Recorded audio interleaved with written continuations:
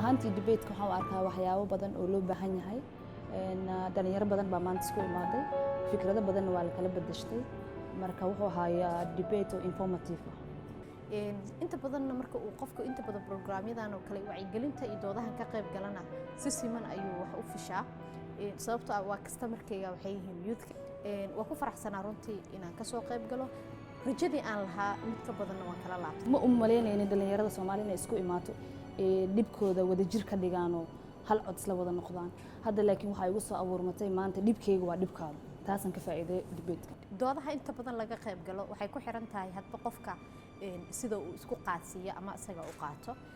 inta badan waxaan ka eegayaa dhankii wanaaga oo ahaa in dad badan oo Soomaaliya dhalinyarada maskax furan fikirkoodii saliimka ahaa inaan qaato